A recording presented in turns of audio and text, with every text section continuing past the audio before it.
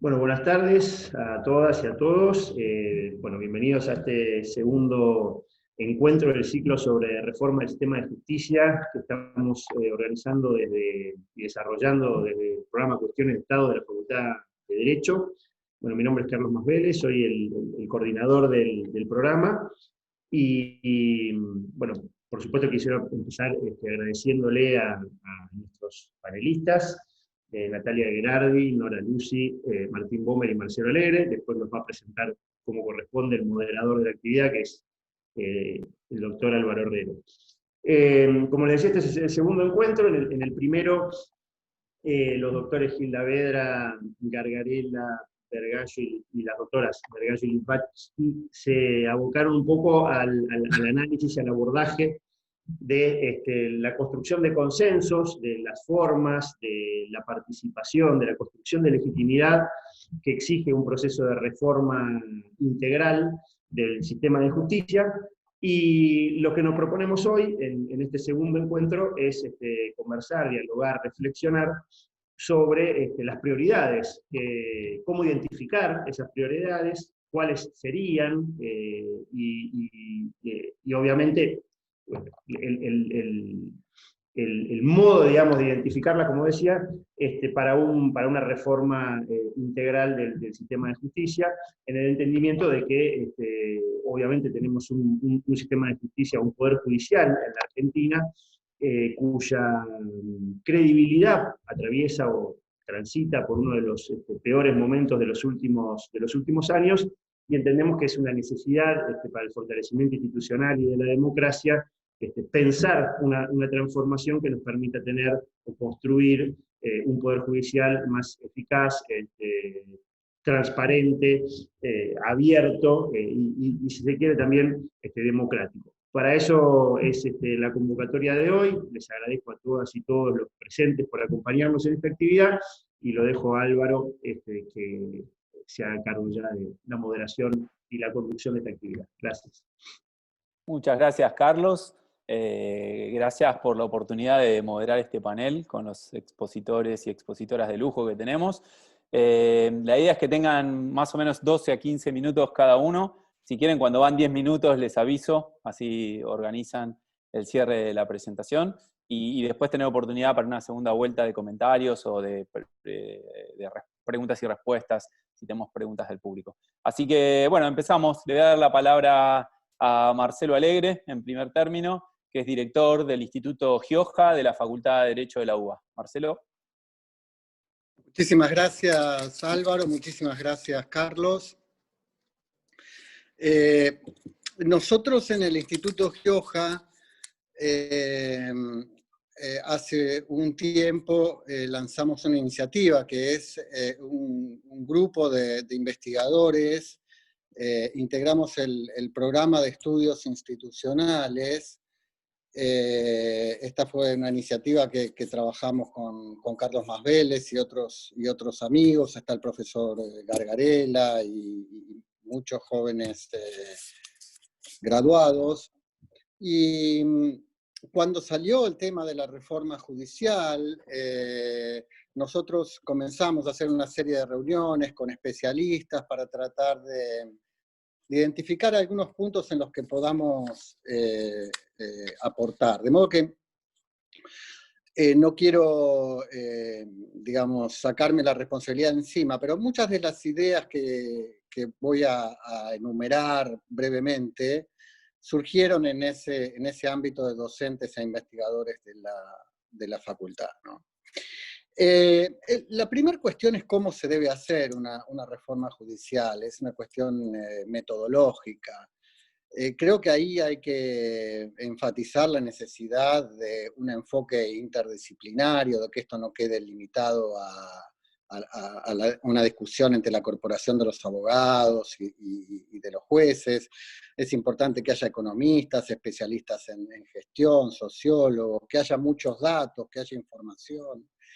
Es importante escuchar a todos los actores, incluyendo a los actores de adentro y los actores de afuera del poder judicial. Entonces, un enfoque interdisciplinario basado en en información empírica es algo básico. Sustancialmente, yo creo que toda reforma institucional debería incluir, para ganar confianza, lo que podríamos llamar una cláusula Alfonsín. ¿A qué me refiero con esto? Cuando Raúl Alfonsín propuso las grandes reformas institucionales vinculadas con una nueva constitución en el año 85,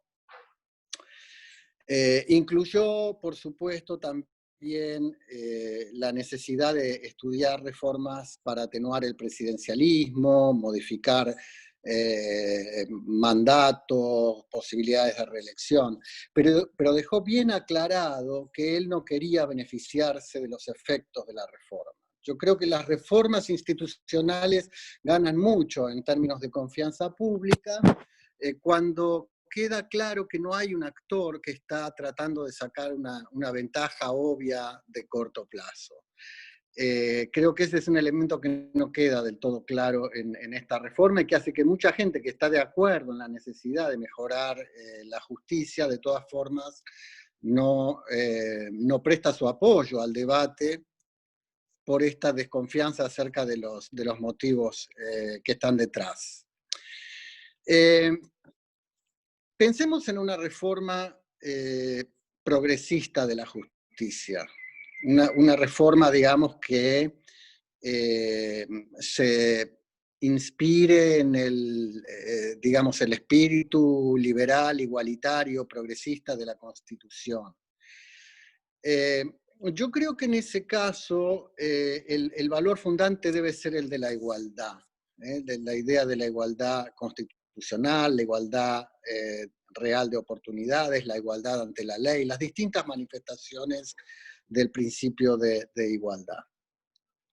Y yo creo que ahí surgen tres ideas, o yo diría necesidades, para centrar una reforma de la justicia alrededor de un ideal igualitario. El primero es que los jueces y funcionarios judiciales tienen que pagar impuestos. Me parece que ese es un primer paso fundamental para afirmar la idea de que todos formamos parte de una comunidad de iguales, que nadie está por encima de la ley, ¿no? En ese sentido, el pagar impuestos es algo que nos iguala en el buen sentido, y no pagar impuestos, estar exento de pagar impuestos es casi la definición de una casta, que en democracia no es admisible. Un segundo elemento es la existencia de los plazos, esta noción de que los jueces no tienen plazos. Yo creo que eso también es inaceptable en una democracia que tiene, digamos, un espíritu mínimamente igualitario. Y acá digo la igualdad más básica de la igualdad formal, de la igualdad ante la ley. Todos tenemos un plazo que no conocemos si se va a cumplir algún día cuando nos muramos, ¿no? Y cada vez que un abogado tiene que luchar contra un plazo, tratar de llegar antes de las 9:30 del sexto día para no perderse un recurso, etcétera, etcétera, esa mortalidad, esa debilidad de la mortalidad, de que el tiempo pasa y se vence, también es algo que nos iguala a todos. Y creo que es muy importante entonces que una reforma de la justicia incorpore este tema, la necesidad de que las resoluciones judiciales se den en un plazo razonable. Por otra parte, esto va a limitar una de las herramientas, digamos, de distorsión o manejo político que tienen muchos jueces, que consiste en, digamos, meter investigaciones contra funcionarios en el freezer, esperando que el funcionario pierda el poder, y con esta, digamos, falta de plazos, eso le permite al juez un manejo mucho más discrecional de las causas. Así que yo creo que ahí hay un segundo elemento que me parece un detalle pero importante. O sea, terminar con esta idea de que los jueces no tienen plazo. Otra idea que se ha manifestado en estos días es la de ampliar el alcance del juicio por jurados. Si ustedes lo piensan, el juicio por jurados tiene un enorme efecto democratizador de la justicia. Y ustedes piensen que la Constitución de 1853, ¿no? Una Constitución tan antigua, que de hecho establecía que al presidente de la República se lo elegía de manera indirecta, con un colegio electoral, a los senadores se los elegía de manera indirecta, había restricciones en términos de ingresos para ser diputado, y sin embargo establece en varias partes ese texto constitucional la obligación de establecer el juicio por jurados, que es la participación directa de la ciudadanía en la resolución de casos judiciales. Entonces, yo creo que acá hay un tercer elemento a discutir, que es ampliar el juicio por jurados a otros fueros, de manera de generalizarlo de forma que sea parte del procedimiento, digamos, exigible en todas las causas judiciales. Luego, una reforma progresista tiene, por supuesto, que plantearse la cuestión del acceso a la justicia, que es un gran problema, sobre todo en sociedades muy desigualitarias, como se ha venido transformando, desgraciadamente, la sociedad argentina. Ahí, elementos o propuestas para ampliar el acceso a la justicia. Una es la ampliación de los servicios jurídicos gratuitos. Debo mencionar el trabajo extraordinario, a mi juicio, que se lleva a cabo en la Facultad de Derecho en su patrocinio jurídico gratuito, que yo creo que es uno de los servicios de patrocinio gratuito por su calidad y su cantidad, más importantes a nivel mundial. Yo no conozco otro que sea tan numeroso en términos de la masividad de los usuarios de ese sistema. Y un segundo elemento muy importante para que la justicia se haga realidad en los sectores populares es educar en derechos. Yo creo que esa es una deuda que la democracia tiene, digamos, la alfabetización jurídica para que las personas sean más conscientes de los derechos que el sistema jurídico le proporciona. En el programa de estudios institucionales estamos haciendo un estudio comparativo entre el amparo y la tutela colombiana. La tutela en Colombia, que deriva directamente de la Constitución muy progresista que Colombia se dio a principios de los 90, puede ser una herramienta a considerar para ampliar el acceso a la justicia. Nosotros, por supuesto, tenemos el amparo, pero hay varias diferencias ahí entre la tutela colombiana y el amparo en la Argentina. La primera es que no se requiere patrocinio letrado en la tutela. La segunda es que hay un plazo perentorio muy breve que la propia ley establece para resolver, y además la tutela es completamente informal, no se debe ajustar a ningún... No debe ajustarse a ningún tipo de formalidad. De manera que avanzar en la informalización del amparo, en este sentido, tutelizar el amparo, podría ser otra idea. También hay que tener, por supuesto, en cuenta el impacto que ha tenido la institución del amparo en Colombia, que en muchos casos ha casi colapsado muchos tribunales. De manera que esta es una discusión para dar, teniendo en cuenta, digamos, todos los elementos, ¿no? Y por último, quiero mencionar el rol de las facultades de Derecho. Es decir, quizás lo más importante que pasa en la justicia no se resuelve en la justicia, se resuelve afuera. Y una de las instituciones importantes son, obviamente, las facultades de Derecho, que en ese sentido yo creo que tienen que avanzar en la modernización del pensamiento jurídico, avanzar en la interdisciplina, a los abogados se les recriminan dos cosas históricamente. Yo creo que las facultades tienen que avanzar en esas dos cosas. La primera es una cierta incapacidad para trabajar en equipo con otros profesionales. Eso nos vuelve a la cuestión de la interdisciplina, y eso es muy importante educarlo desde la facultad, ¿no? Desde la enseñanza de grado. Y la segunda hay una recriminación a la ética promedio, digamos, de los abogados. Eso implicaría darle mayor centralidad, incorporar más cursos sobre ética profesional. Yo creo que las profesiones en general deberían someterse a una revisión ética en general, todas las profesiones.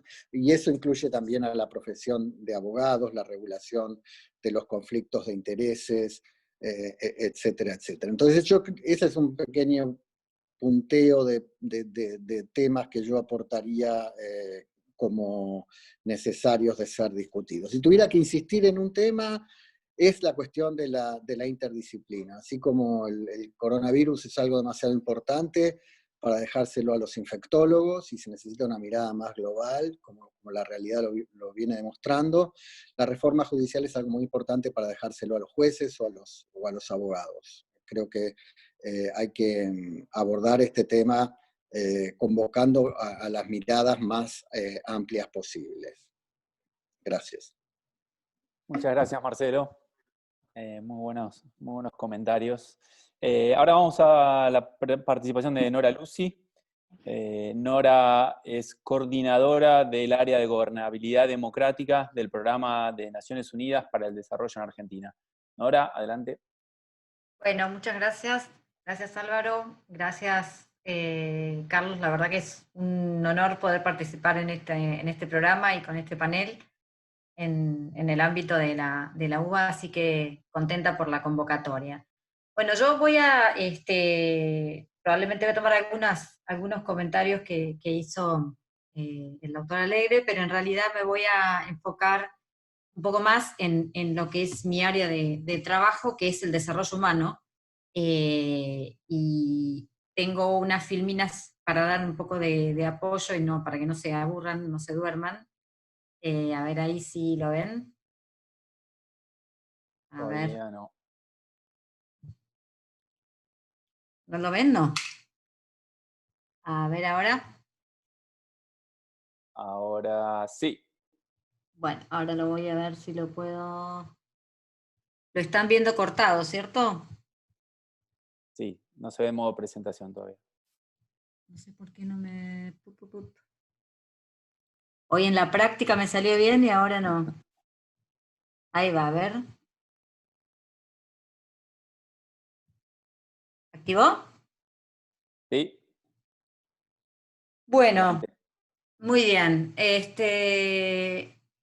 Aquí estamos entonces, la idea de esta presentación es conversar un poquito sobre desarrollo y justicia, la innovación pendiente. Yo creo que digamos, lo que estamos experimentando mundialmente a raíz de la emergencia ocasionada por el COVID-19 ha puesto en evidencia varias cosas, muchas de las cuales, varias situaciones, muchas de las cuales impactan directamente en el tema que nos convoca, que es la prestación del servicio de justicia y cómo lograr que ese servicio sea efectivo, sea eficiente, en fin.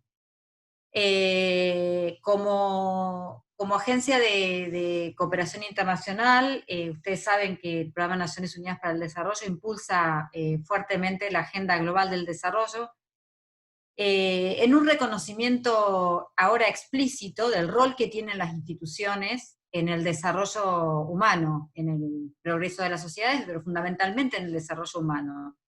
Esto que tal vez a algunos les parezca como muy básico, es un tema que no fue fácil de introducir. De hecho, la agenda previa, que era la agenda del milenio, tenía objetivos, digamos, de logros sociales, pero de manera alguna preveía la importancia de las instituciones para facilitar el desarrollo humano. Así que quienes trabajamos hace muchos años en reforma institucional, entre ellos el tema de la reforma del sector de justicia, nos alegramos mucho cuando finalmente quedó incluido como uno de los objetivos de desarrollo, son 17, el objetivo 16, que expresamente plantea la búsqueda de sociedades pacíficas, justas e inclusivas, con distintas metas, algunas de las metas que impactan directamente en algo que se mencionó recién, que es el Estado de Derecho, entendiendo que efectivamente nadie está por encima de la ley, somos todas las personas iguales y nadie está por encima de la ley, no importa el cargo que ocupe, la etnia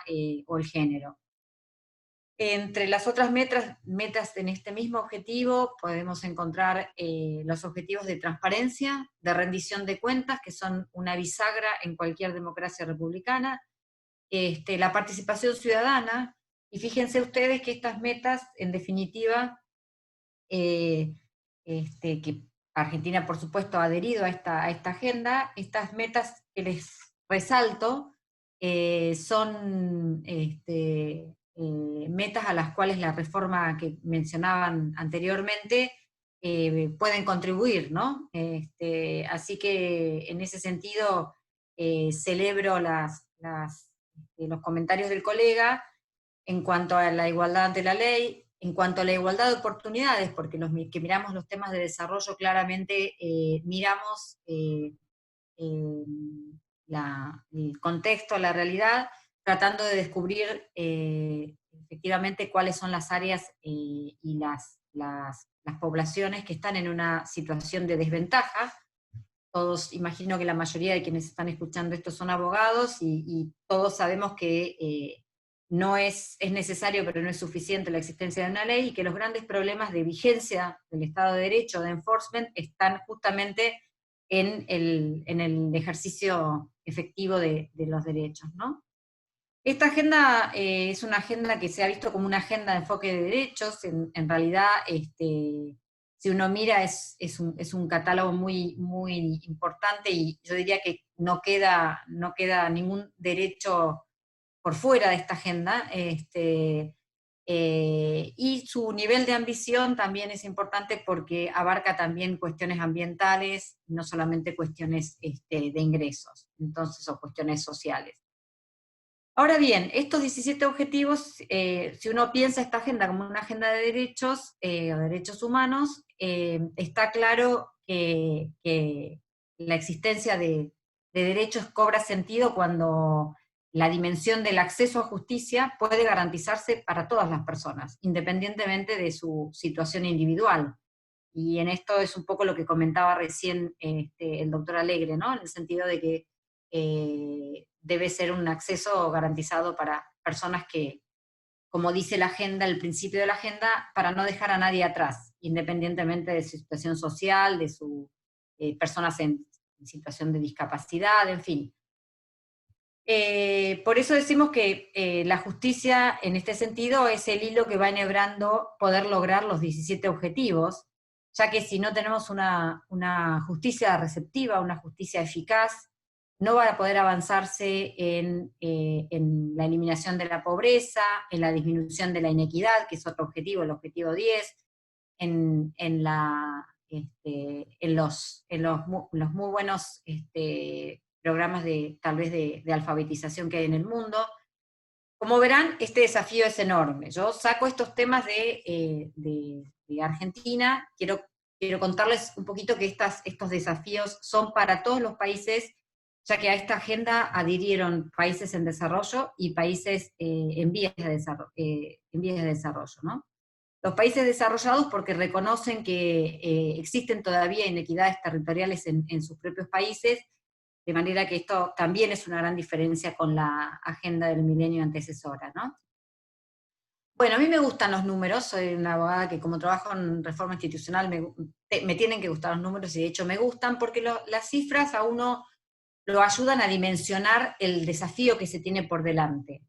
Entonces, en materia de desarrollo, fíjense, corrupción, soborno, robo y evasión fiscal le cuestan más de $1 trillón a los países en vías de desarrollo al año. Y esto implica que este monto de dinero que se pierde por corrupción, se pierde por evasión fiscal, habría sido suficiente para que salieran de la pobreza las personas que viven en el mundo con $1,25.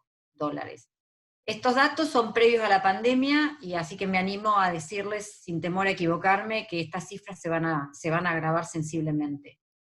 Ahí hay otros datos, el de los niños que viven en países afectados por conflictos y el abandono de la escuela primaria, que alcanzaron a 28,5 millones de niños. Esto va a aumentar, ya se sabe que va a aumentar una vez que podamos liberarnos de la pandemia. Desde el punto de vista del desarrollo humano, vale la pena aclarar que hay dos dimensiones importantes. Una dimensión es la de la salud, y la otra es la de la educación. De manera que si pensamos en cómo garantizar las oportunidades, como mencionaba recién el doctor Alegre, el foco, la prioridad es la salud. Los niños que no tienen en su primer año de vida una alimentación equilibrada y adecuada, claramente tienen problemas de aprendizaje. Entonces no importa qué tantas escuelas pongamos a disposición, qué tan excelentes sean los maestros, esos niños ya tienen una desventaja de inicio para poder comprender y para poder aprender en sus años de escolaridad. Recordar que todos los países en mayor o menor medida tienen un déficit de gobernabilidad, un déficit de institucionalidad, así que en definitiva esta agenda lo que nos pone en evidencia es que el Estado de Derecho y el desarrollo son dos dimensiones que están interrelacionadas y que son esenciales para lograr los objetivos de desarrollo del milenio. Y esto es muy importante también. Tomo algo que dijo el doctor Alegre, en el sentido de la importancia del trabajo interdisciplinario. Yo toda mi carrera, no importa en qué lugares he estado y en qué posiciones, siempre he trabajado con médicos legistas, con economistas, con sociólogos, y la verdad que creo que los resultados de cualquier plan, de cualquier proyecto, son mucho mejores cuando uno trabaja interdisciplinariamente. Vamos ahora específicamente a la brecha que nos interesa mundialmente, ¿no? ¿Cuáles son las dimensiones del desafío de achicar la brecha en materia de acceso a justicia? Que es lo que debería ser, me parece, el eje de las reformas liberales, progresistas que se están planteando. Fíjense, también datos previos a la pandemia. Este fue un estudio que se presentó el año pasado, un estudio global, donde se identificaron al menos 253 millones de personas que viven en condiciones de extrema injusticia. Personas que están en situación de esclavitud, de las cuales 12 millones son apátridas, 200 millones viven en países o comunidades con niveles imposibles de inseguridad, donde claramente no hay ninguna chance de tener justicia. 1.500 millones de personas no pueden resolver sus problemas de justicia, sean las personas víctimas de violencia, víctimas de crimen. Esto incluye también disputas que pueden resolverse en sede administrativa. Hablando de oportunidades, 4.500 millones de personas son excluidas de las oportunidades que prevé la ley. 1.000 millones de personas carecen de identidad legal, o sea, de un documento nacional de identidad. Y así, como verán, hay otras cifras que son muy dolorosas y que claramente nos interpelan en el sentido de que se necesitan reformas sin demora. 11 minutos. Sí, las personas no pueden conseguir, digamos, no pueden hacer ejercicio de sus derechos ni tener oportunidades en igualdad de condiciones si claramente están en situaciones de abuso o de esclavitud, ¿no? Bueno, ¿qué hacer, no, frente a estos desafíos? En todo caso, después en una segunda ronda, si quieren, conversamos sobre algunos ejemplos concretos. El primer elemento que quiero compartir con ustedes es que necesitamos un cambio de paradigma. La justicia debe centrarse en las personas. La justicia no resuelve conflictos la justicia resuelve conflictos, o debería resolver conflictos y no expedientes. Es muy común escuchar que se dice, bueno, se resuelven expedientes. No, se deben resolver conflictos de personas. Entonces, ese punto de partida o ese paradigma implica que la persona está en el centro y que lo que hay que hacer es comprender las necesidades legales para luego diseñar soluciones que tengan algún impacto positivo. Este enfoque impulsa además el sistema de justicia abierta, ¿no? Segundo elemento que quiero traer a discusión. Tenemos que planificar, se deben prever los resultados, tenemos que ir midiendo los avances de esos objetivos que nos planteamos a través del establecimiento de metas y de indicadores objetivos. Debemos medir lo que valoramos. Si valoramos la justicia tenemos que medirla, no hay otra forma. Por eso la Agenda 2030 también tiene por detrás 17 objetivos, 169 metas, más de 200 indicadores para poder medir el avance. Y si el avance no es lo suficientemente rápido, para poder hacer un ajuste en la planificación, ¿no? O para poder redireccionar las prioridades. Diagnósticos de funcionamiento de la justicia, sea civil, sea penal, no tenemos diagnósticos de cómo están funcionando ciertos fueros, y eso me parece que es muy importante, o al menos no se han divulgado. Es muy importante contar con diagnósticos que además prevean las recomendaciones para poder hacer esa planificación que mencionábamos. Y claramente las reformas en el sector justicia deben incluir la innovación. En este sentido, creo que todavía hay una deuda en materia de introducir las tecnologías de información y comunicaciones de manera masiva, para poder prestar servicios de manera virtual. Hoy se está probando con ciertos niveles de éxito las herramientas que nos da la inteligencia artificial, la participación también de la ciudadanía, como se mencionó anteriormente, en cualquier tipo de reformas, todavía sigue estando ausente en muchos de los países en los que tenemos que trabajar. Pensar en que las reformas tienen que ser costo efectivas, no todos los casos tienen que ir ante el Poder Judicial. Tenemos que hacer una identificación de cuáles son los casos efectivamente que tienen que llegar al Poder Judicial, y como se mencionaba recién, teniendo en cuenta el tema de los plazos, porque el tiempo que no se aprovecha, la justicia tardía siempre se dice que no es justicia, pero claramente tiene un impacto absolutamente negativo en la legitimidad del servicio de justicia.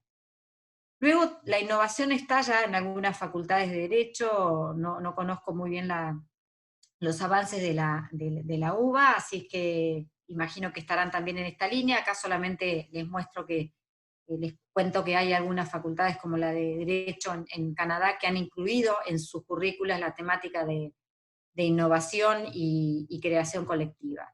Por último, ya antes que me corten, decirles que hemos trabajado algunos casos importantísimos de innovación judicial, tal vez a un nivel un poco más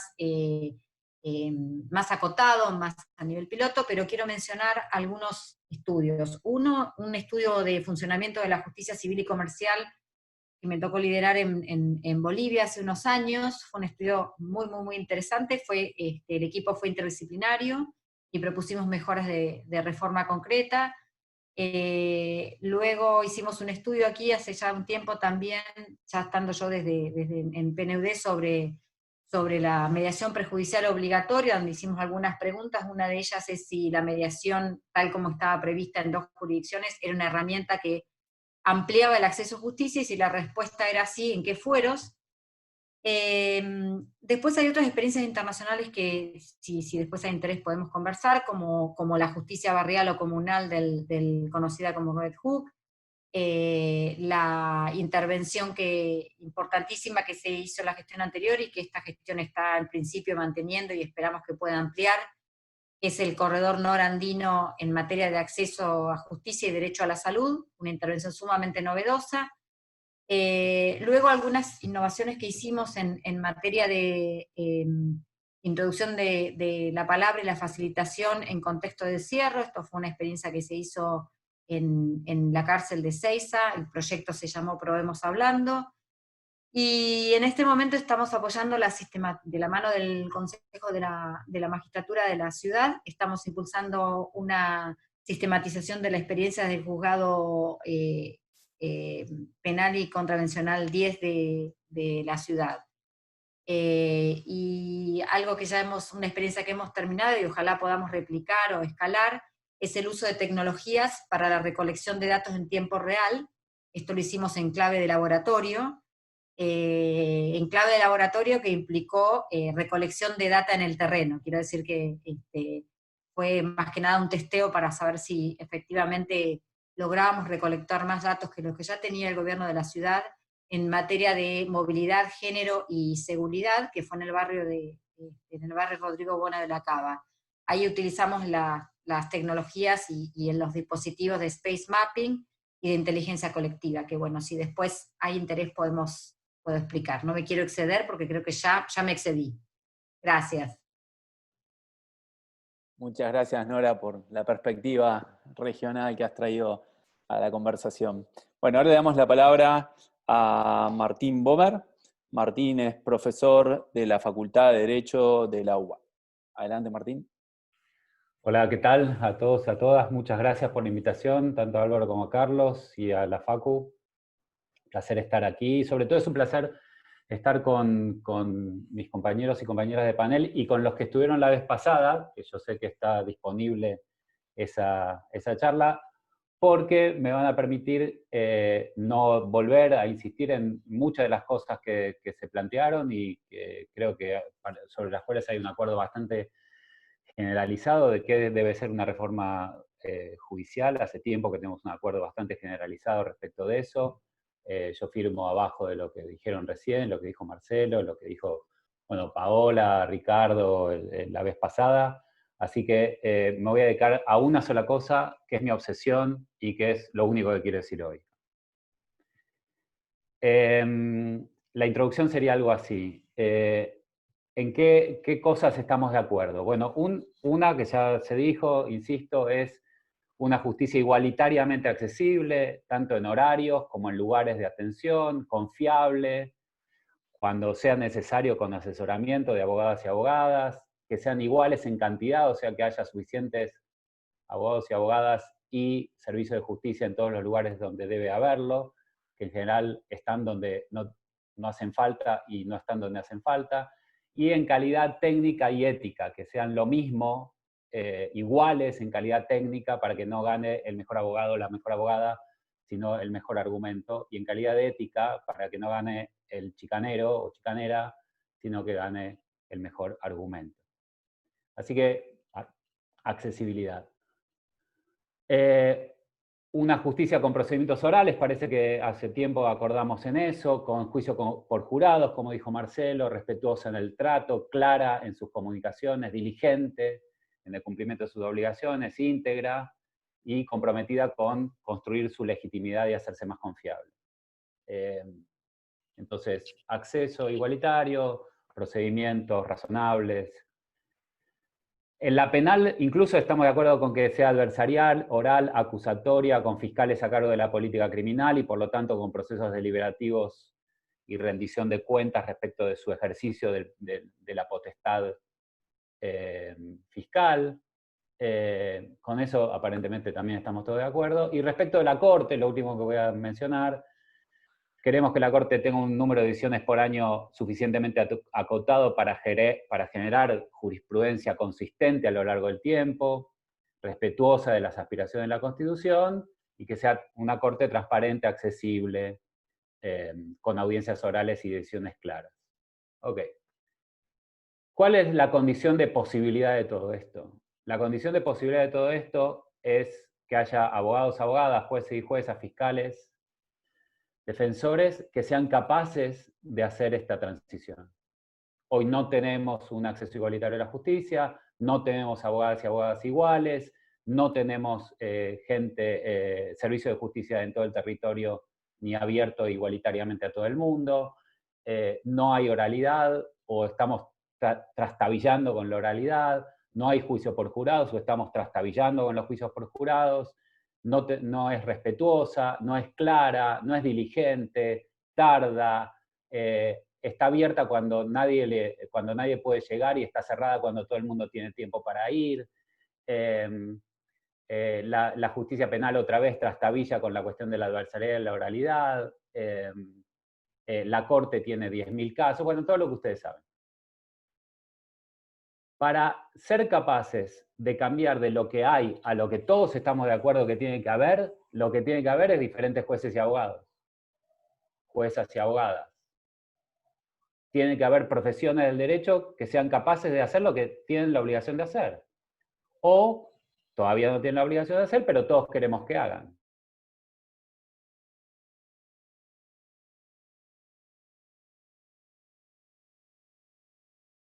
La misma calidad de ética es difícil de conseguir. Es difícil de conseguir saber cómo se llevan adelante juicios adversariales, y orales. Lo que estamos viendo, juicios que abren a una audiencia un miércoles y vuelven a la audiencia el otro miércoles, salvo que no estén los jueces, entonces vuelven cada 15 días. Y bueno, la locura en la que estamos metidos hoy de la práctica del derecho. ¿Cuál es la condición de posibilidad de esto? La formación de nuevos abogados y abogadas, jueces y juezas. Necesitamos formarlos en forma diferente para asumir estas obligaciones, y el problema que tenemos, y ahí voy a insistir con mi obsesión, es que no tenemos profesores y profesoras de derecho que sean capaces de formar en las destrezas, actitudes y aptitudes que necesitamos para que esta reforma judicial que todos queremos efectivamente suceda. ¿Por qué necesitamos profesores y profesoras diferentes y profesionales y full time? Déjenme hacer una lista y con esto termino. Respecto de la capacitación, tenemos que enseñar a leer, escribir, hablar, escuchar, persuadir, mediar, arbitrar, entrevistar, interrogar, probar, litigar, argumentar y sentenciar. Nada de eso estamos enseñando. Enseñar quiere decir sentarse con una persona, en los casos del grado de 18 años, 17 años, 19 años, que no sabe o le cuesta leer y escribir, y hacerla escribir, y corregirle la escritura, y volver a pedirle que escriba, y volver a pedirle que hable, y filmarla, y volver a pedirle y devolverle lo que hizo. Eso no lo hacen los profesores y profesoras que tenemos hoy en la Facultad de Derecho, porque no están en la Facultad de Derecho, no tienen tiempo para hacerlo, ni están formadas para hacerlo. Así que no tenemos profesores y profesoras de destrezas. Queremos que los jueces y las juezas, la Corte en particular, genere jurisprudencia. Bueno, para eso tenemos que enseñar a leer jurisprudencia. Los mensajes de los fallos de la Corte hoy son mensajes en la botella para nadie, porque no se los lee, no se los discute, no se forman líneas jurisprudenciales, no tenemos libros de casos que se actualicen todos los años con los nuevos casos que tengamos. Muchas de las cámaras de apelaciones y tribunales superiores no publican sus fallos todavía en nuestro país, y no los publican porque nadie los usa, y nadie los usa porque no tenemos academia jurídica independiente y profesional que los necesite. Además hay que formar en actitudes, en ética judicial. Otra vez, las actitudes se forman sentado por horas en casos simulados o reales para formar en el ethos del tipo de personaje que nosotros queremos crear. Capacitación. ¿Para qué otra cosa necesitamos profesores profesionales de derecho? Para evaluar. En las reformas judiciales queremos evaluar a los jueces y juezas en las escuelas judiciales, en los exámenes del Consejo de la Magistratura, en los exámenes del acceso a las fiscalías, y por supuesto queremos evaluar en el grado para que sean relativamente iguales. Ahora, los abogados y las abogadas, los jueces y las juezas no saben evaluar. Evaluar destrezas es una tarea súper compleja. Evaluar actitudes éticas es una tarea súper compleja y no lo estamos haciendo. En el mejor de los casos, evaluamos la memoria respecto de textos que repiten nuestros alumnos y alumnas en nuestros exámenes. Así que la evaluación, que es un tema súper complicado, solo lo pueden hacer docentes entrenados en eso. Esto me lleva a la tercera cuestión para la que necesitamos docentes profesionales independientes de las profesiones. Y es la creación de legitimidad y de confianza en nuestras profesiones. Examinar tiene el peligro de generar conflictos de interés. Si yo examino como abogado litigante en un determinado fuero a los jueces o las juezas o sus futuros jueces y juezas ante quienes yo litigo, bueno, es razonable que la gente crea que yo tengo un conflicto de interés. Aunque no lo tenga, aunque yo sea una persona alucinantemente imparcial, queda mal. Y todo el truco de la ética profesional y de la ética judicial en particular es no solo ser independiente, sino parecer independiente, porque si no hay confianza de la gente, no hay legitimidad de las instituciones. La confianza entonces en los exámenes se construye sacando del medio conflicto de interés. Hoy por hoy, los que fungen o las que fungen de examinadores en los consejos de la magistratura en nuestro país son examinadores y examinadoras porque son profesores y profesoras de derecho. Eso no significa que sean profesores y profesoras de derecho. Son abogados y abogadas que litigan aún en la misma jurisdicción donde trabajan de examinadores. Y entonces son examinadores de gente a quienes ellos luego van a aparecer ante ellos, digamos, litigando, lo que es obviamente un brutal conflicto de interés posicional. Lo mismo pasa en las cátedras de la Facultad de Derecho. Hay jueces y juezas que son titulares con abogados y abogadas que son adjuntos o al revés, o tenemos el caso de presidentes de la nación que son profesores y que tienen, no sabemos qué relación con jueces, juezas en cátedras o en salas de profesores o donde sea que se encuentren.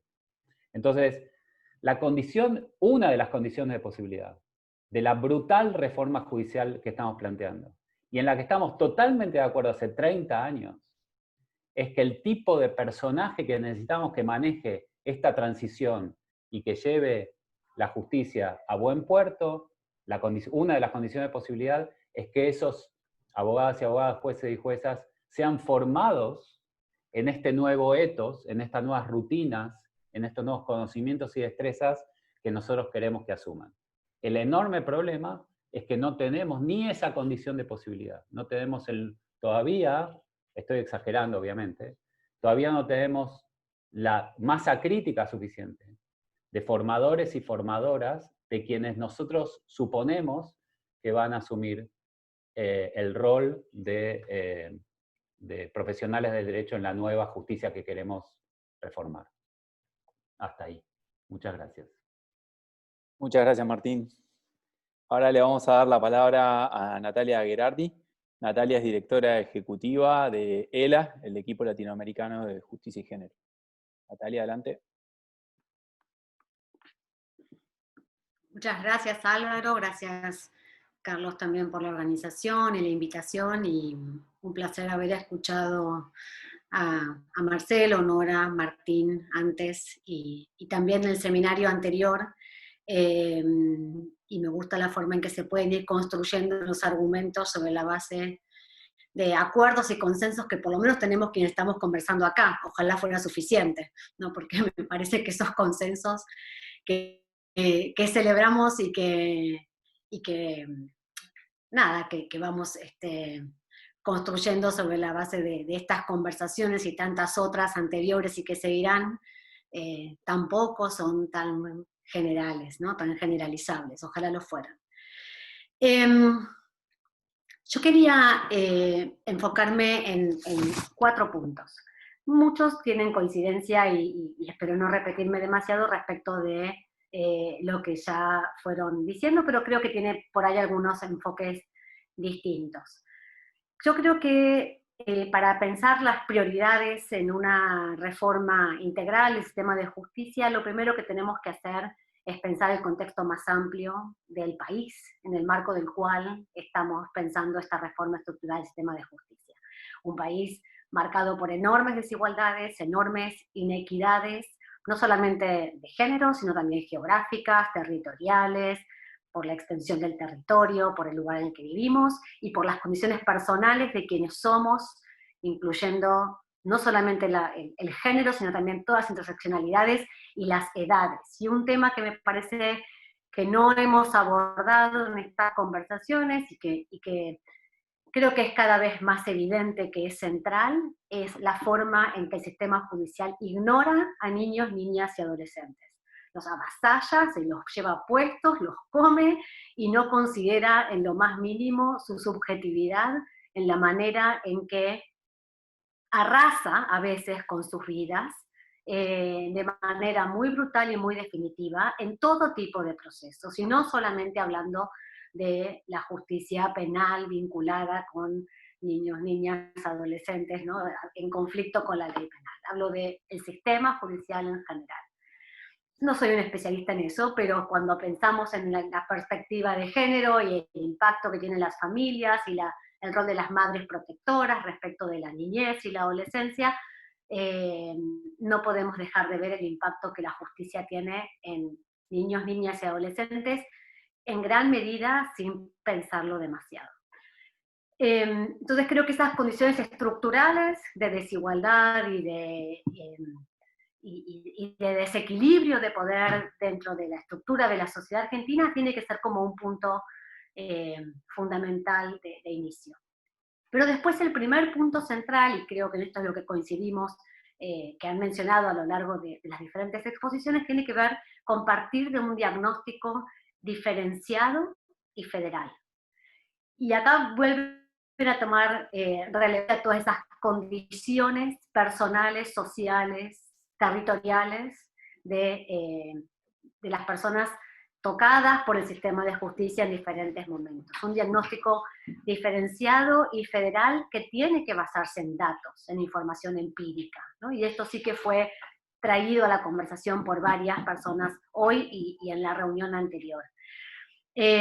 Ojalá la política pública se basara siempre en datos y en información empírica. Ojalá el diagnóstico fuera la condición necesaria e indispensable para pensar siempre cuál es la reforma necesaria, pero también ojalá creyéramos de verdad en el valor del dato para evaluar la implementación de las políticas públicas y de las reformas y de las normas que sancionamos y sobre las cuales vamos construyendo esta democracia. Creo que no tenemos suficiente cultura del valor de la evidencia empírica, y eso se ve, y lo estamos viendo también en el contexto de pandemia, cuando no nos tomamos tan en serio la necesidad de contar con información no solamente confiable, veraz y adecuada, sino también en tiempo razonable, ¿no?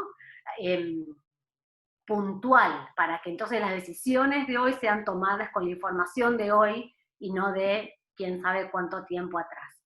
Entonces la importancia de construcción de un diagnóstico diferenciado y federal basado en evidencia, que nos diga respecto al sistema de justicia en particular, quién lo usa, quién usa el Poder Judicial, quién usa a las instituciones de la justicia, para qué, de qué manera, y entonces poder tener una evidencia que nos muestre qué es lo que tenemos que reformar basado en qué necesidades, en qué objetivos, y también en qué eficacia de respuesta. Lo escuchaba a la Defensora General de la Nación en su intervención, creo que era en la Cámara, en el Senado, a propósito de la reforma del sistema federal que se está hablando ahora, y ella mencionaba justamente cómo la creación de las nuevas instituciones sobredimensiona las fiscalías, los juzgados primero, pero después las fiscalías y no las defensorías. Entonces no hay una evaluación de quién usa qué y qué impacto tendrá y qué infraestructura, en términos de recursos materiales, pero también humanos, hace falta para responder a qué necesidades de justicia. Ni hablar si pensamos quién en términos de género y de clase y de otras interseccionalidades usa qué parte del sistema de justicia. En general, un estudio que recuerdo de hace mucho tiempo, y no recuerdo algo publicado más reciente, las mujeres usan más la defensoría y no las fiscalías.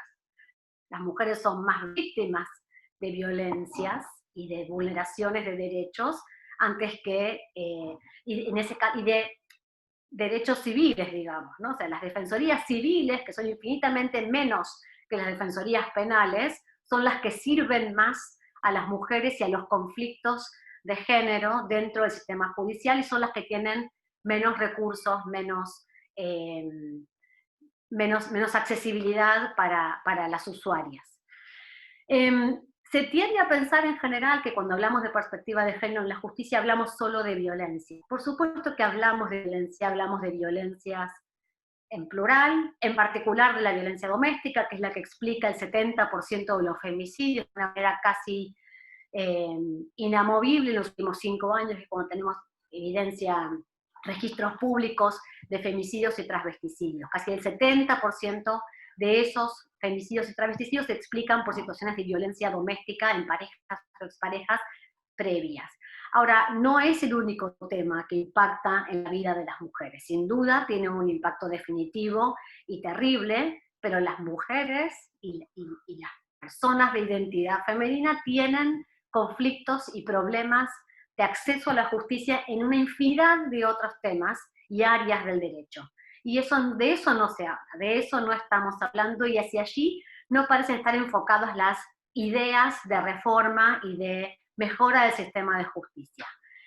Pero hablemos un poquito de violencia. Cuando hablamos de violencia, una encuesta que hay en la Ciudad de Buenos Aires, que hizo la Dirección de Estadísticas y Censos de la Ciudad de Buenos Aires, con asistencia técnica de ELA, en información en un campo levantado en el 2018, y que se publicó a fines del año pasado, es una actualización de una encuesta anterior que habíamos hecho desde la sociedad civil, con el área de mujeres del gobierno de la ciudad.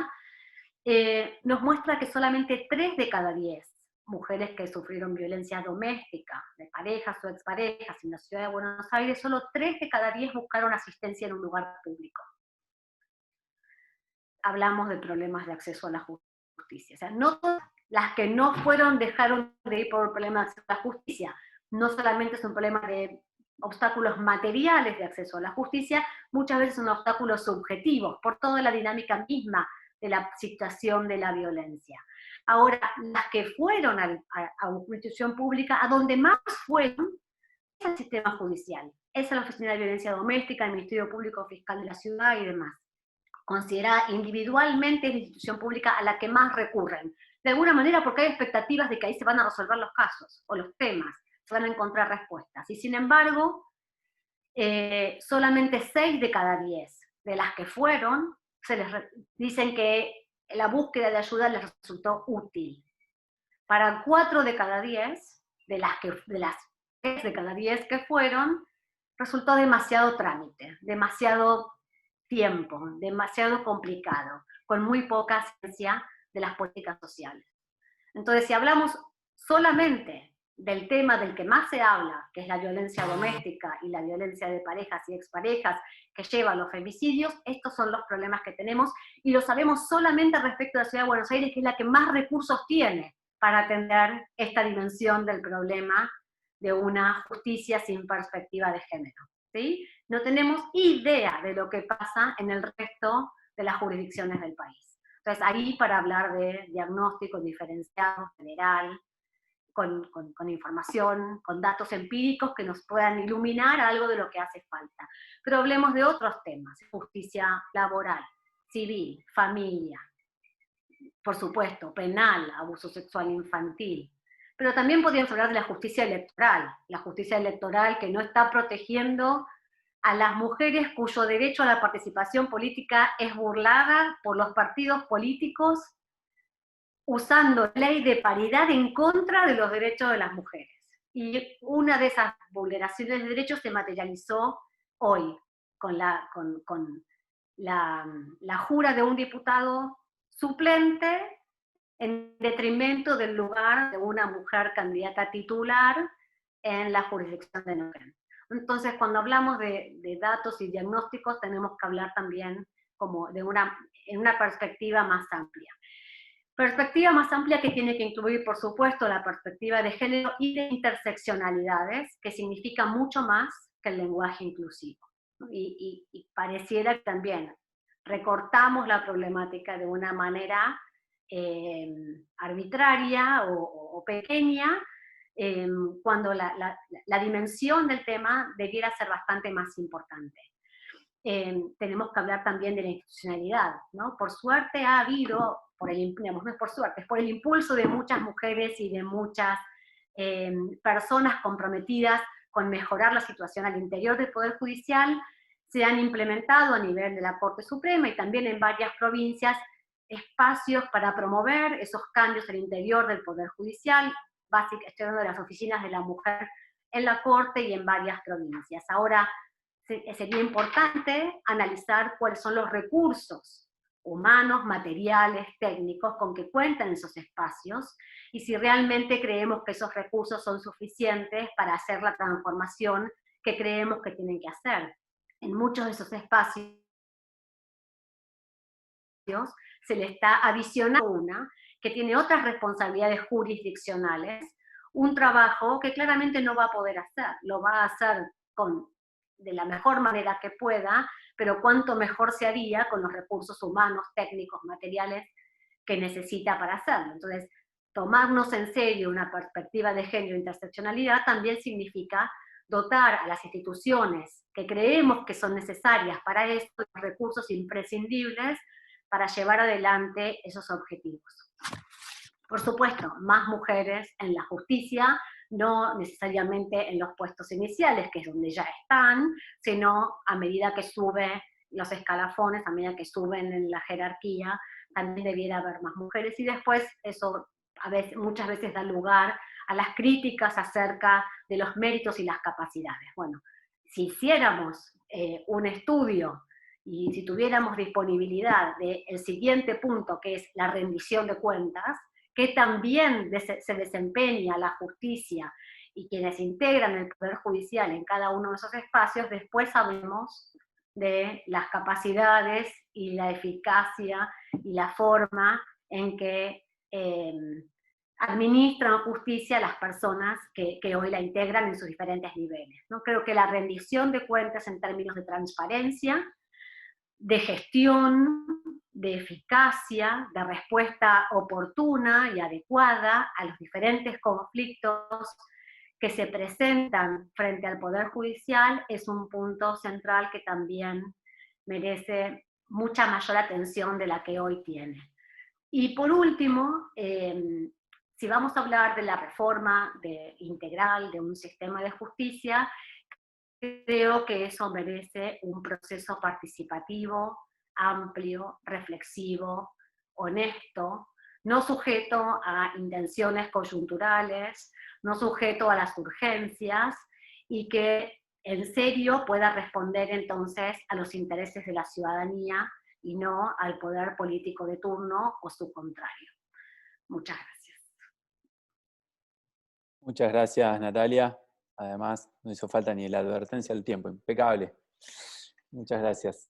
Bueno, tenemos algunas preguntas y hay una que vamos a empezar que está dirigida tanto para Marcelo Alegre como para Martín Bomer, que bueno, nos preguntan si la carrera de Derecho tiene que ser reformada, ¿no? Me parece que está implícito en todo el planteo que hizo Martín, que evidentemente hace falta una reforma en los contenidos y en las currículas, y un poco Martín fue respondiendo a la pregunta a medida que iba exponiendo. Pero quizás le doy una vuelta de tuerca, le quisiera preguntarte, Martín o Marcelo, ¿qué alianzas, qué alineaciones, qué eventos se tienen que dar para que podamos poner esto en la agenda, ¿no? Para generar esta discusión con un nivel de impacto lo suficientemente profundo en la comunidad del derecho, porque entiendo que no es solamente una discusión dentro de las facultades de Derecho, ¿no? Que debería ser una discusión más amplia.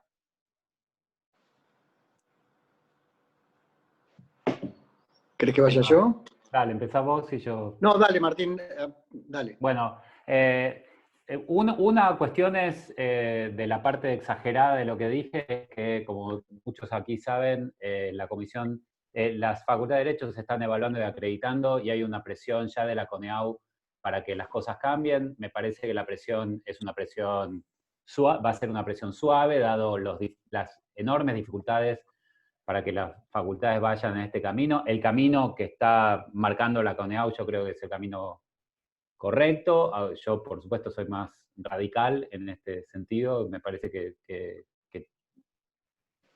nada es suficiente, pero bueno, hay un camino, y muchas facultades de Derecho de nuestro país cambiaron radicalmente sus planes de estudio y se comprometieron a algo de las cosas que dije que todos creemos que las facultades de Derecho deben hacer.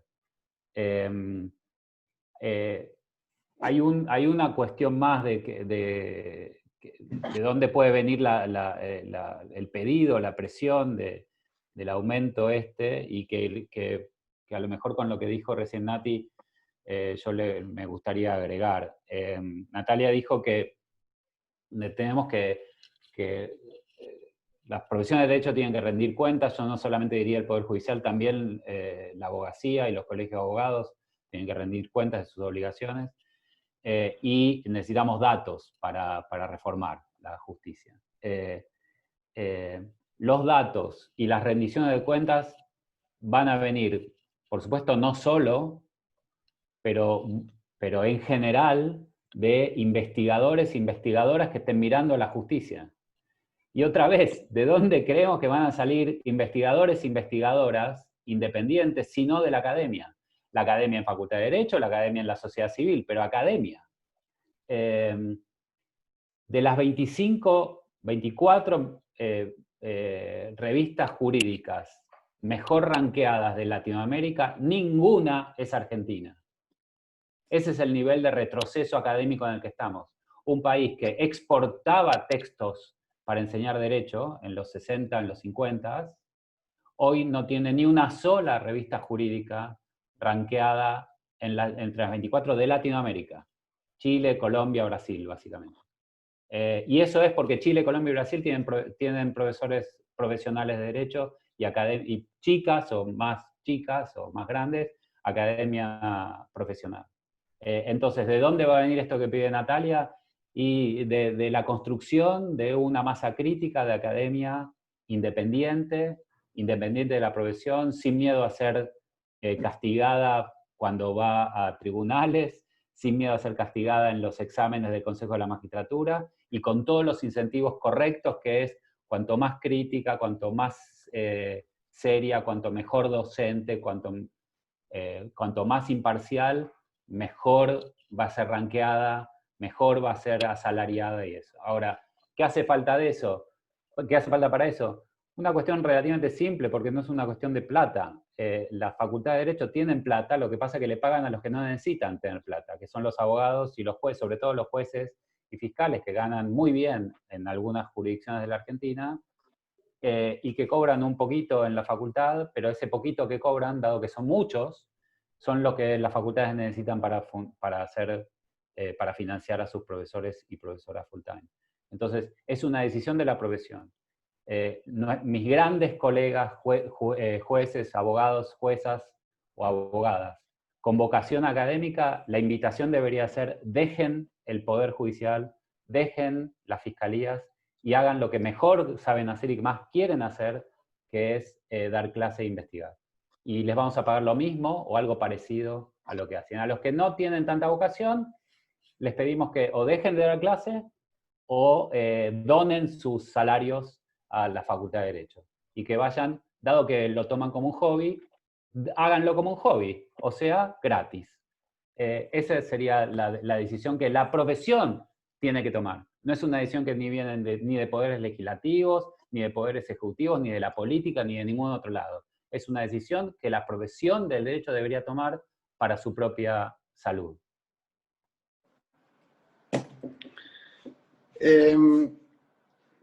Yo quería hacer referencia a dos cosas.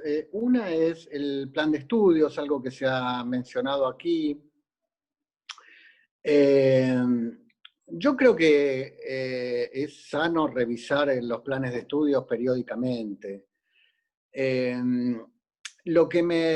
Siempre que se plantea esta discusión me interesa recalcar es que la Facultad de Derecho de la Universidad de Buenos Aires tiene un plan de estudios que ha sido reformado, pero que en su estructura arranca en el año 85, y que continúa siendo un plan realmente de avanzada entre las facultades, digamos, de habla hispana en el mundo. ¿Qué es lo que tiene de más avanzado? La posibilidad de que los estudiantes puedan diseñar su propia carrera, pudiendo elegir casi la mitad de las materias que cursan. Ese es un elemento que le da muchísima flexibilidad a los estudios, que implica una visión innovadora del derecho, porque el derecho deja de ser un conjunto, digamos, finito de reglas, que es la visión formalista o positivista clásica. Si uno cree que el derecho es un conjunto finito de reglas, entonces uno puede dividir esas reglas en 28, en 35, en 40 materias. Cada departamento se ocupa de enseñar su conjunto de reglas, algunos lo mezclarán con puré, otros con juguito de naranja, pero en definitiva la malla curricular cubre todo el derecho, ¿sí?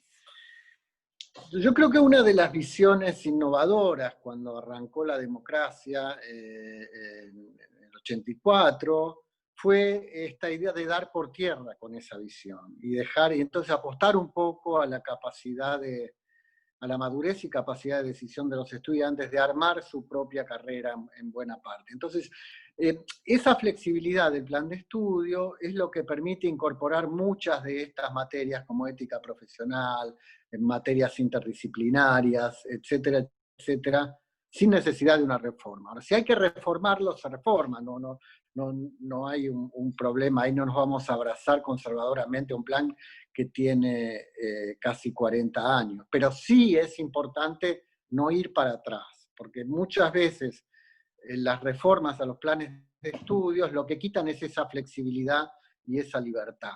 Entonces, el problema, creo yo, es si no tenemos claro qué es lo que queremos poner y qué queremos sacar, es que la reforma del plan de estudios se transforme en una especie de gran paritaria de la facultad, donde todos los departamentos van naturalmente a tratar de imponer más contenidos obligatorios de su propio departamento a costa de las materias selectivas. Y si nosotros no controlamos esa dinámica, entonces vamos a terminar con una distribución del plan de estudios, digamos, del recorrido curricular, que va a ser un retroceso en ese sentido. Ahora, cuando salió el plan de estudios en la exposición de motivos del decano Bulín en ese momento, estaba presente la idea de que estos cursos electivos, digamos, de la etapa superior de las carreras, eran cursos donde debían estar presentes los docentes investigadores de tiempo completo, tratando de compartir con los estudiantes los nuevos avances en cada una de las áreas jurídicas. Es decir, el plan llamado nuevo requería una cantidad más grande de docentes investigadores que la que teníamos y que la que tenemos. Entonces, esto lleva al segundo punto. Yo creo que es muy importante continuar ampliando el plantel de docentes investigadores a tiempo completo de la facultad. En estos momentos hay aproximadamente 60 docentes de tiempo completo, ya sea investigadores o becarios del CONICET, o docentes con dedicación exclusiva o semi-exclusiva de la universidad. Es un número que ha crecido mucho en los últimos 10 años, casi se ha duplicado. Es un número que es difícil encontrar otra facultad que pueda exhibir una cantidad tan grande de docentes, pero por supuesto hay que tener en cuenta la enorme cantidad de estudiantes, 26.000 estudiantes hay en la Facultad de Derecho. De modo que si uno toma ese parámetro, la proporción de docentes con dedicación exclusiva sobre estudiantes es una de las 13 facultades, una de las que está más rezagada.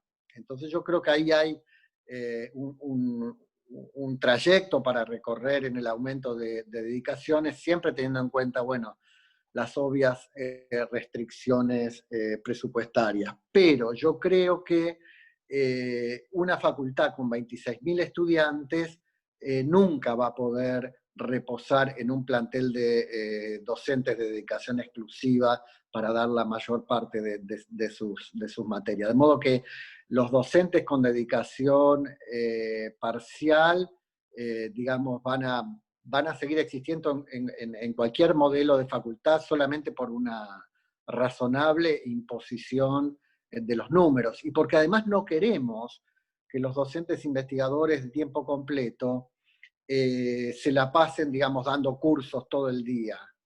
Queremos que investiguen, queremos que avancen, que creen conocimiento original y relevante. Así que si ahí tuviera que exhibir un matiz con mi amigo Martínez, que yo creo que hay que buscar ese equilibrio, que hoy está muy desbalanceado en cuanto que hay una falta, ¿no?, de profes con dedicación exclusiva, pero tienen que convivir los distintos tipos de dedicaciones por la enorme cantidad de estudiantes que tenemos. Y una cosa que sí tenemos que defender en nuestro sistema, de nuestra carrera de investigador, es la estabilidad. Porque en países como Chile o Colombia no hay estabilidad docente. Entonces, hay quizás mayor cantidad por estudiante de profesores con dedicación exclusiva, pero tienen contratos anuales, y eso también, la falta de estabilidad es un obstáculo, es una amenaza para la independencia académica de los profesores. Yo creo que ese es un elemento que nosotros tenemos, porque la carrera de investigador en el CONICET garantiza estabilidad, y porque los profesores concursados tienen un periodo de 7 años para poder desarrollar su labor docente hasta la renovación de su cargo. Pero estoy de acuerdo en el fondo, es decir, estar abierto a una actualización curricular, pero preservando la flexibilidad del plan de estudios y ese elemento tan novedoso, aún hoy, 40 años después, que es que casi la mitad de la carrera la diseña, digamos, cada estudiante. Insisto en que tienen que convivir las distintas dedicaciones. Eso me parece que es una imposición dada por el tamaño de nuestra facultad. Muchas gracias, Marcelo. Ahora, una pregunta para Natalia. Natalia, vos cuando hablabas de la reforma, entre otras cosas dijiste que tenía que estar, o sea, que requería como presupuesto un diagnóstico diferenciado y federal, ¿no? Y basado en datos, que es algo que surgió como denominador común en varias de las presentaciones de este ciclo de charlas. Y después hiciste énfasis en 2 grupos con los cuales el sistema judicial en la actualidad no está tratando bien, ¿no? Y hablaste de niños, niñas y adolescentes, y hablaste de las mujeres. Prácticamente, si sumamos esos 2 grupos, parecería que la justicia está en pie de guerra con la mayoría de la población, ¿no? Y, digamos, la sumatoria de esos grupos realmente tiene una dimensión importantísima como para no volverse esto una política de Estado, tanto dentro del sistema de justicia como para los poderes ejecutivos. ¿Cuál es la mirada tuya sobre esto? ¿Qué ha pasado en otros países? ¿Hay otros países donde se ha logrado enfrentar esto de manera más sistémica, más profunda, y que no ha quedado como pequeñas reformas que tienen la perspectiva de género, pero no logran, digamos, tener una profundidad suficiente como para transformar la realidad de los sistemas de justicia? Mira, yo no conozco realmente muchas evaluaciones de los resultados de las reformas.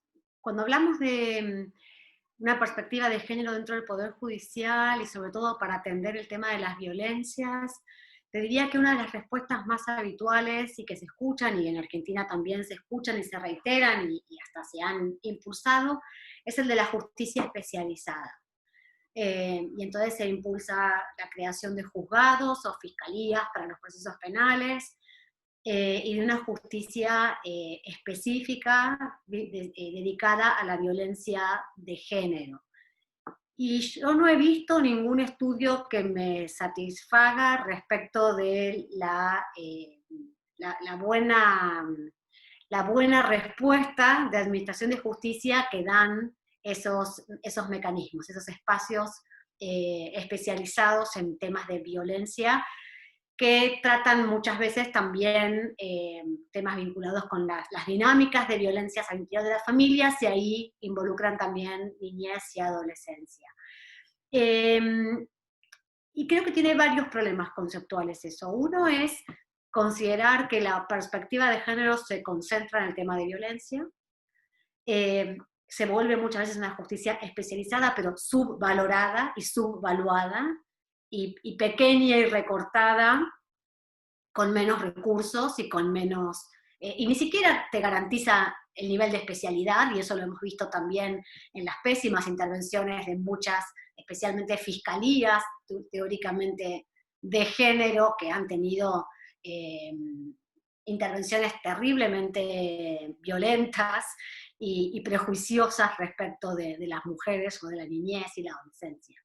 Entonces ni siquiera te garantiza la especialidad, y de alguna manera me da la sensación de que resulta como tranquilizadora para el resto del sistema. Listo, tenemos la justicia especializada, todos los demás podemos desentendernos tranquilamente porque el problema lo tienen que resolver ellos y ellas que están allí. Entonces, realmente no me parece, creo que pensar una justicia desde la perspectiva de género e interseccionalidad, y reclamar más mujeres en el poder judicial y en espacios de poder en general, no quiere decir que las demás personas deban desentenderse y que puedan ignorar el enfoque de género y de derechos humanos en su trabajo. Muy por el contrario, creo que es una responsabilidad de toda la justicia, de toda la profesión jurídica.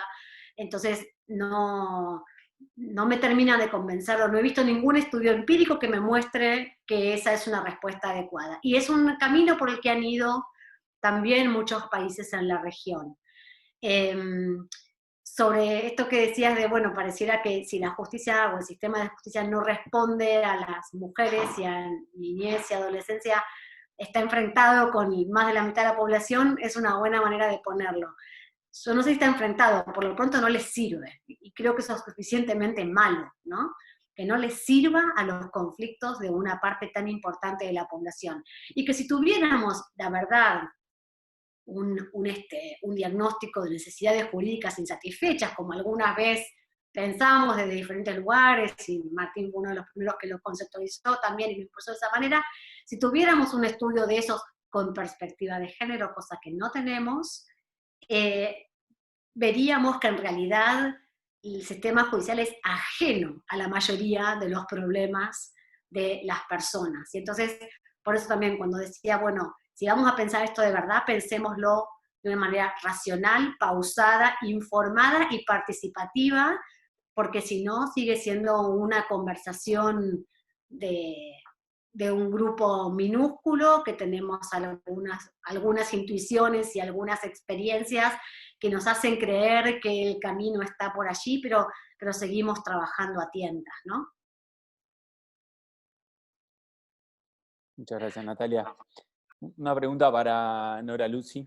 Nora, a la luz de las exposiciones de tus copanelistas, ¿no?, donde trajeron tantos ejemplos de deudas pendientes, ¿no?, de diagnósticos basados en evidencias, los temas de género, los temas de transformar la enseñanza del derecho para así poder alimentar reformas judiciales con nuevos perfiles profesionales, la necesidad de tener diagnósticos diferenciados, segregados por regiones.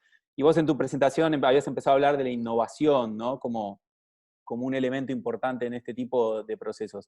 ¿Tenés algunos ejemplos o experiencias del PNUD a nivel regional? PNUD, que es una organización que tiene presencia en todos los países del mundo y trabaja el tema justicia de un enfoque multidisciplinario. ¿Tenés algunos comentarios o aportes o sugerencias en este contexto?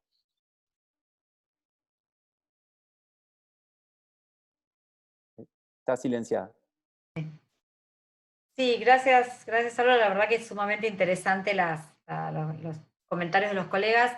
Antes de responder, quiero hacer un breve comentario. Bueno, no, creo que también lo preguntaste respecto del tema de la enseñanza del derecho, ¿no?, y las currículas.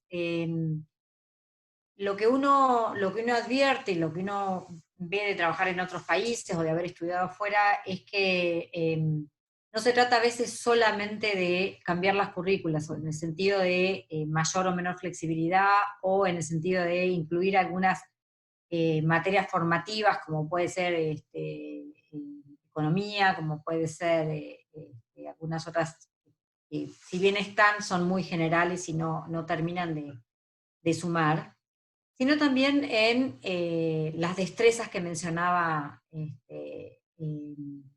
Martín, ¿no?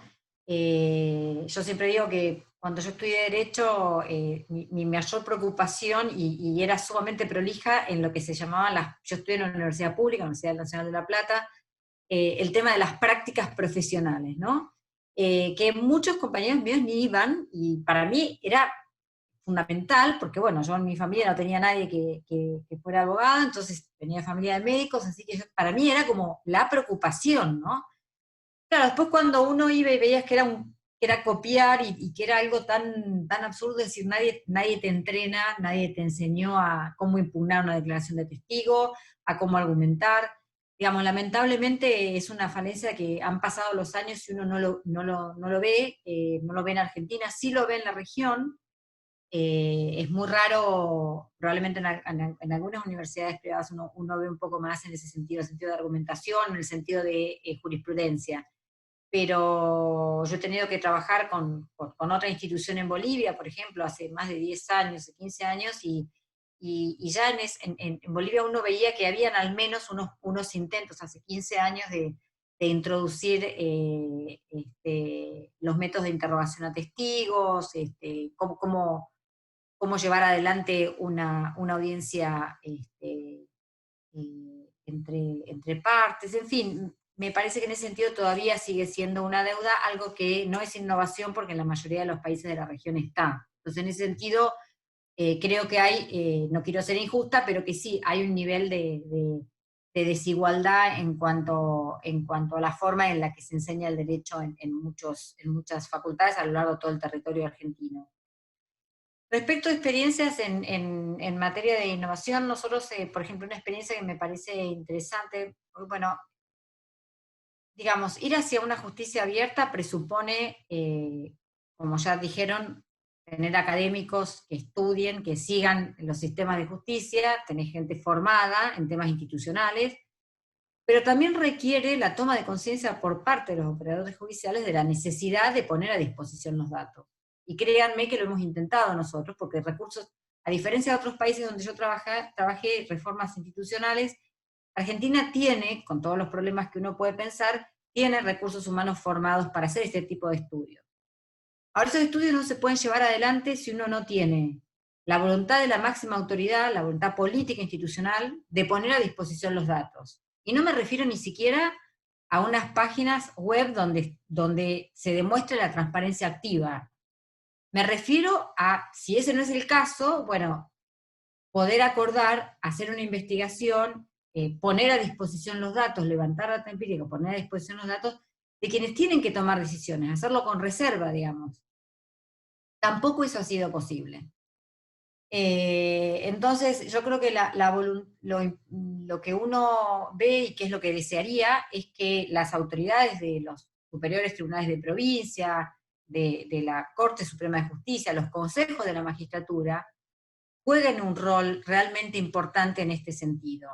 Si no, vamos a lograr tal vez en 5 años tener una masa crítica de investigadores o de abogados dedicados a la investigación jurídica, que van a estar formados, pero no va a haber posibilidades de avanzar. Entonces, yo creo que todavía ahí hay mucha resistencia, es un sector, el Poder Judicial es un sector todavía muy, en ese sentido, tal vez cerrado, el temor a mostrar los datos.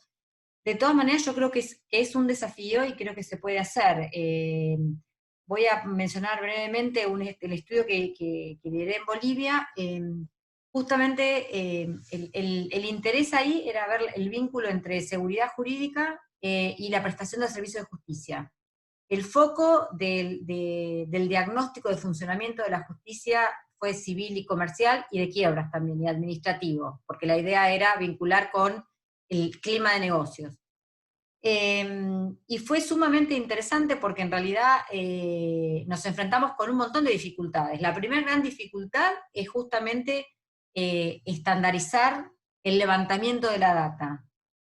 Ustedes saben que cada país tiene una forma de caratular los expedientes, estamos hablando de expedientes físicos, no estamos hablando de expedientes digitales, pero fue un trabajo que se hizo de común acuerdo con las autoridades, en ese momento con la Corte Suprema, porque uno de los intereses más importantes que tenía, y la decisión política estaba, que era modernizar los temas no penales, en los cuales había habido mucha ayuda de la cooperación internacional. Y la verdad que el resultado fue espectacular en el sentido de que levantamos datos y analizamos la información y la pusimos a disposición de la Corte Suprema de Bolivia en ese momento y de los consejos de la magistratura, y fue muy importante porque esos datos sirvieron para tomar las decisiones que tenían que tomar, e inclusive les dio información que carecían. Se hizo, obviamente, es un levantamiento de data con una muestra estadísticamente válida, 1.500 expedientes, por supuesto se hicieron también entrevistas, encuestas a usuarios, encuestas al sector privado, pero lo más rico fue los datos que se levantaron respecto por tipo de proceso. Entonces la discusión que se da, es una discusión que se da, no se da en el aire, sino que se da no solamente con los datos, sino también para poder pensar cuáles serían las herramientas, digamos, de corrección, o cómo mejorar los incentivos. Había, por ejemplo, un tipo de proceso que solamente el usuario de ese tipo de proceso eran los bancos y las empresas grandes, donde además advertimos, por ejemplo, que no se cumplía con la tasa de justicia, o sea, el Poder Judicial el juez no tenía ahí un rol también de controlador del pago de la tasa de justicia. Se hizo una estimación y un cálculo de cuántos recursos se habían perdido, y cómo esos recursos podrían haber sido redireccionados por parte del Poder Judicial para mejorar, por ejemplo, la defensa pública, para mejorar la infraestructura de los juzgados en materia de familia, en fin. Tal vez esto no parezca como muy innovador, porque hablar de esto frente a la utilización, como dije, del space mapping, del dispositivo de recolección de data en tiempo real por parte de obviamente, personas que prestan su conformidad, parece como muy desencajado, pero yo creo que en muchas jurisdicciones estamos todavía en una etapa previa. Y ni hablar si uno hace la pregunta que vengo haciendo hace muchos años, es ¿cuánto nos cuesta la justicia? ¿No? Y no me refiero necesariamente a los salarios, que esa es una pregunta que tiene fácil respuesta. Me refiero en general a los costos de funcionamiento, por supuesto desagregado por jurisdicción y por fuero. Entonces, instituciones como las que yo trabajo, y también como las que he trabajado en Bolivia, están dispuestas a apoyar de una manera o reservada con las autoridades, o tal vez no abierta, si es que ese es el deseo. Pero yo no advierto en este sentido todavía mucha convicción. De hecho, hemos visto lamentablemente en algunas jurisdicciones que se ha ido un pasito atrás. En alguna época uno iba a las páginas, controlaba o entraba a las páginas web de los superiores tribunales y encontraba alguna data. Pasaba el tiempo y esa data no estaba disponible, pero no había una más actualizada. Entonces, esto lo que está queriendo decir es que no hay todavía un consenso o una convicción por parte de los responsables institucionales de la importancia que tienen los datos, y cualquier reforma que se haga sin datos, me parece que es una reforma que no va a tener al menos no va a tener los resultados esperados, ¿no? Muchas gracias, Nora. Bueno, la verdad que excelentes los comentarios, las exposiciones, ha sido un placer moderar el panel. Si tuviera que decir algo que creo que hilvanó las cuatro presentaciones, es el valor de la igualdad, ¿no? De alguna manera, por la positiva o por la negativa, todos hicieron énfasis en la necesidad de atacar este carácter o este rasgo de desigualdad que hoy predomina en la justicia argentina. Le cedo la palabra a Carlos Masvélez para el cierre.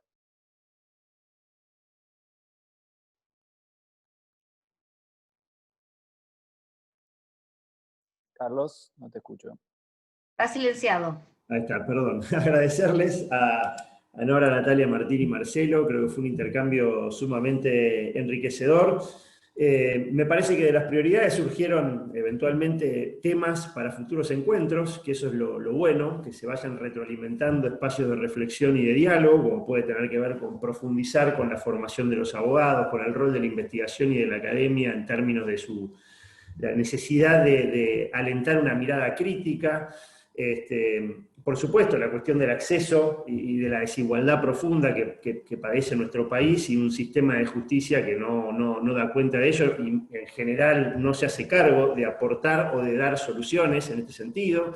La necesidad de la perspectiva de género, por supuesto también.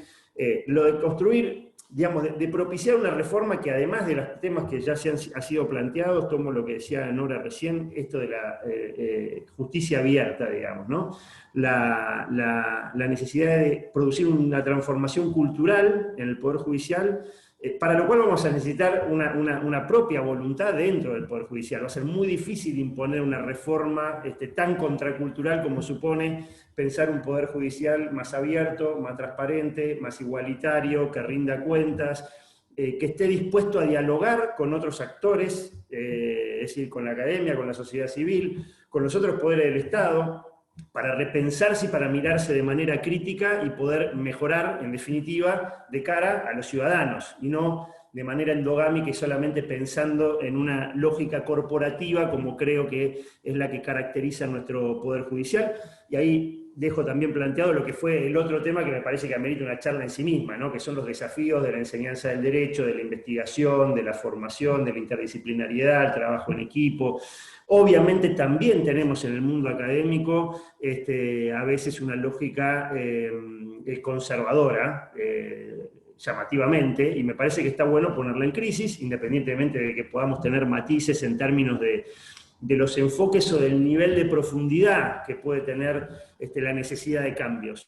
Pero creo que han quedado planteados ejes interesantísimos insisto, para invitarnos a continuar, a darle continuidad. Yo creo en los espacios permanentes, me parece que todas las facultades de Derecho tienen que tener esta idea de interactuar insisto, con sociedad civil, con otras miradas interdisciplinarias y con un carácter permanente de reflexión, porque como lo decía Marcelo, necesitamos cambios permanentes. Cualquiera que hoy hable de planificación, lo mencionaba Nora también, dice ya no se planifica más a 10, 15, 20 años. Las planificaciones hay que revisarlas continuamente. Los cambios, la innovación, las tecnologías nos exigen eso.